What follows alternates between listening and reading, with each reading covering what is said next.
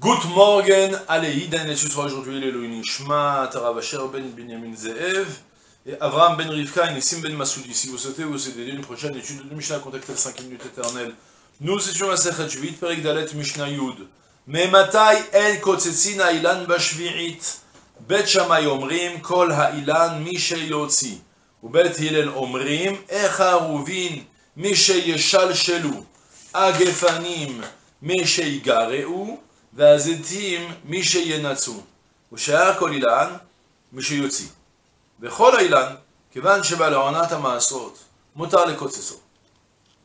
כמה יהא בזית ולא יקוצנו, רובע. רבן שמעון בן גמליאל אומר, הכל לפי הזית. On est encore en rapport avec la lacha de l'Eochla velo l'Isroa, le velo l'Efsed, que la Torah nous a donné la misa de la Shemitah pour que les fruits de la Shemitah soient consommables par tout le monde. Et du coup, on n'a pas le droit de détruire les fruits de la Shemitah. C'est très vaste, il y a plein de branches qui vont découler de cette directive, ne pas perdre, ça implique quoi? Mais là, pour le moment, dans nos Mishnayot, on a parlé dans les Mishnah précédentes de l'interdit de cueillir des fruits tant qu'ils ne sont pas encore consommables, parce que là, il y a un fruit potentiel que tu as détruit, tu vas le consommer toi-même. Imaginez comme une ridouche. Tu as un bourgeon, ça te dit de manger un bourgeon. Tant mieux pour toi, non? Ben non, c'est interdit. Parce que ça, c'est pas encore un vrai fruit. Si tu le cueilles, tu détruis le fruit qui va venir, donc tu n'as plus le droit de prendre ce bourgeon pour le moment, tu dois attendre qu'il devienne un minimum de fruits. On avait appris plein de halachot spéciales, selon le cas où tu manges et tout ça. On a à présent maintenant une nouvelle situation, c'est que je veux couper un arbre parce que j'ai besoin des bois. Vous savez que j'ai le droit de prendre des bois de la Shemitah, j'ai aucun problème. J'ai besoin de me chauffer en hiver.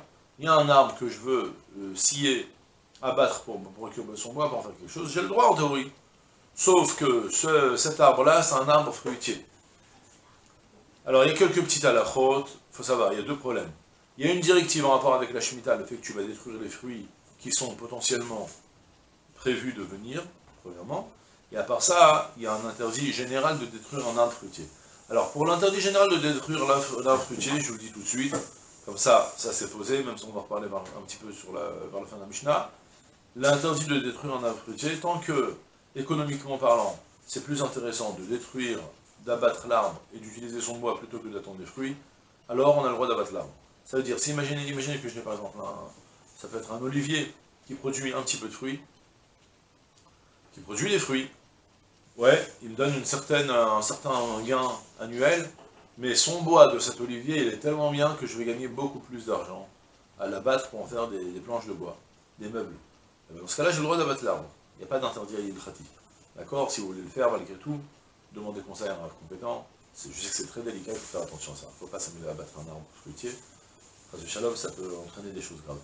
Il faut demander le guéder ilkhati à un arbre qui connaît bien les halakhot. Je reviens sur le vif du sujet. Donc on a deux problèmes. On a un problème par rapport à la Shemitah et un problème par rapport à la destruction à abattre n'importe quel arbre fruitier. C'est le vrai interdit de Bal Tashrit, et le dit dans la Torah, Lo Tashrit Atetza Ki Memenu Tochel. Et si j'ai un intérêt économique de détruire l'arbre, plus que de tirer profit de ces quelques fruits qui tirent, j'ai le droit d'abattre l'arbre. Ça, c'est par rapport à cet interdit. Maintenant, il y a un interdit de la Shemitah. Malgré tout, pour l'interdit de la Shemitah, il y a un fruit qui est censé sortir. Tu n'as plus le droit de le détruire. Alors, une chose de clair. Si tu abats l'arbre avant même qu'il ne bourgeonne, il n'y a aucun problème. Parce que pour le moment, c'est un arbre qui est en théorie possible, qui va t'apporter des fruits, mais pour le moment, les fruits ne sont pas encore là, donc tu abats l'arbre, il n'y a pas de problème. Si les fruits sont déjà franchement bien sortis, il n'y a de nouveau aucun problème. Parce que tu abats l'arbre, tu prends les fruits, tu les manges, et tu prends le bois et tu te chauffes. Le problème commence lorsque tu vas avoir un arbre qui a commencé à bourgeonner, et qui va faire des fruits qui ne sont pas encore consommables. Là, si tu abats l'arbre, alors tu as détruit les fruits. Et c'est la Mishnah nous dit alors.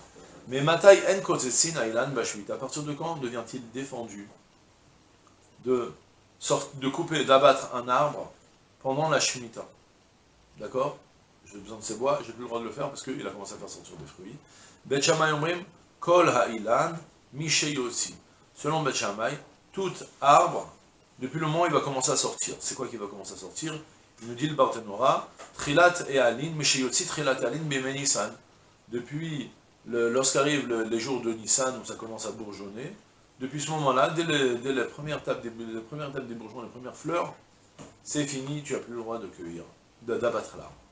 Parce que là, il y a déjà, on voit déjà les fruits à l'horizon, et tu n'as plus le droit de détruire les fruits qui vont sortir. Ça, c'est Bet Shammai. Bet Hillel Omrim, non. Echarouvin, il va me donner, Bet Hillel, il va me poser la limite un petit peu plus loin. Ça ne suffit pas juste une fleur, il faut concrètement qu'il y ait un vrai début de fruit. Alors, c'est quoi un vrai début de fruit? Malgré tout, on n'attend pas un fruit total, parce que, comme on a dit, un fruit total complet. Alors, tu as le droit d'abattre l'arbre de toute façon, parce que tu as le droit de consommer les fruits. Alors quoi? Le caroubier, depuis le moment où il va faire une certaine chaîne, vous savez, le caroubier, il pousse, ça ressemble un petit peu à des fèves en Écosse, comme ça, là. Ouais, ça ressemble un peu comme ça, c'est marron foncé. Alors, depuis le moment où tu commences à avoir un petit armil, je ne sais pas comment ça en français, une petite écorce, où il y a dedans 3, et une petite cosse, il y a, où tu vois, que tu commences à avoir, même de manière fine, il va avoir un semblant de caroubier, donc tu n'as plus le droit d'abattre l'arbre. Jusqu'à qu'il va sortir des vrais fruits. La gefanim, meshei gare'u. Et les gefanim, depuis le moment où ça vient, gare'u, c'est depuis le moment où il va faire des gare'inim. Il va faire, ouais, c'est une interprétation. Il y a soit ça, ou soit depuis le moment où il va avoir un début de bosser, de petits, des tout petits raisins quand ils commencent à sortir, et il a déjà une forme ronde, c'est très acide pour le moment, c'est même pas consommable, il n'y a aucun jus à l'intérieur. Depuis ce moment-là, c'est interdit pour les raisins. Ve'azetim misheyen natsu. Et les olives, depuis le moment où ils vont faire des nets. Nets, nitzanim, anissanim, niru baaretz. Le net, c'est les bourgeons. Depuis le moment où il va avoir un vrai bourgeon, avec la petite boule là, ça commence le moment où il devient interdit d'abattre l'arbre. Et de même, Ush'ar kol ha'ilan, Miché aussi, par contre, tous les autres arbres, alors c'est comme il a dit Bet Shammai, depuis le moment où il va faire sortir les fleurs. Vechol ha'ilan, kevan, sheba leonata ma'asrot, mutar lekotsetsu. Alors la Mishnah commence à me dire, la première partie de la Mishnah c'était, à partir de quand il devient défendu d'abattre l'arbre. La Mishnah me dit maintenant à partir de quand il redevient permis d'abattre l'arbre. Vechol ha'ilan, et tout arbre.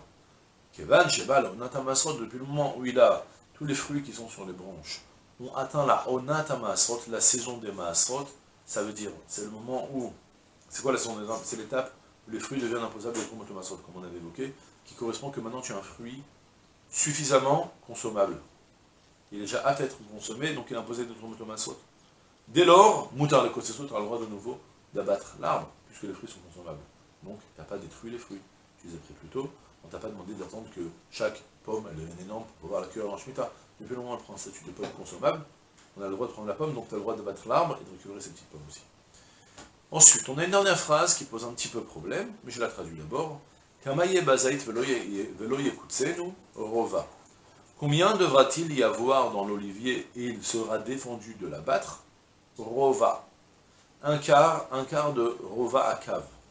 Vous savez, vous vous rappelez, selon FACA, cave, log, beitza, donc si on a cave, log, beitza, ça fait 6, et goudo, donc ça fait 6 fois 4 fois 6, 24, un sixième, ça fait un quart, ça fait 4 le volume de 4 œufs, depuis le moment où il va faire 4 œufs d'olive, un volume de 4 œufs d'olive, ça devient interdit d'abattre un arbre. De quoi tu parles exactement? Alors j'y arrive tout de suite, d'abord je finis la dernière phrase. Rabban Shimon ben Gamliel Omer, Ekol Lefi Azaït, Rabban Shimon ben Gamliel me dit non, tout dépend de l'olivier. On n'est plus en train de parler de l'interdit de la Shemitah, parce que comme on a dit pour la Shemitah, dès qu'il y a même un seul fruit que tu vas faire perdre pour rien, tu n'as plus le droit d'abattre l'arbre. Donc en fait, on est dans l'autre interdit qu'on avait évoqué, l'interdit de l'otashrit et ça, qui mimenotoché. Tu n'as pas le droit d'abattre un arbre fruitier, parce que maintenant il est consommable. Alors, depuis le moment où l'arbre il est apte, assez grand, assez important, pour te fixer, pour te produire annuellement une consommation de un quart de un rova à cave, donc l'équivalent de, comme on a dit, 4, que j'ai dit 4, non, 6, 6 œufs, un volume de 6 œufs d'olive par arbre, eh bien, tu n'as plus le droit d'abattre cet arbre d'olive. D'accord? Par rapport à l'interdit de l'otashrit. Ça, c'est selon un karma. Et Rabban Shimon ben Gamliel vient me dit attention, attention. Dans les oliviers spécialement, surtout si vous vous rappelez depuis Masechet Kil'haim, on a vu que les oliviers, il y a quand même des oliviers qui ont une importance, qu'ils te donnent des grosses olives, qui sont importantes, et que même pour moins qu'un cave par arbre, alors ça devient une quantité conséquente. Donc du coup, Rabban Shimon ben Gamliel refuse de donner une directive générale de volume d'olive. Tout dépend de l'olivier, combien l'olivier il est meshubach, il est de plus de qualité meilleure, qui va te donner des olives, que dans ce cas-là, on va même restreindre ce rova à cave, on va même diminuer la mesure du rova à cave pour te dire que tu n'as plus le droit d'abattre l'arbre. D'accord? Et voilà, c'est tout pour aujourd'hui, je souhaite une journée pleine de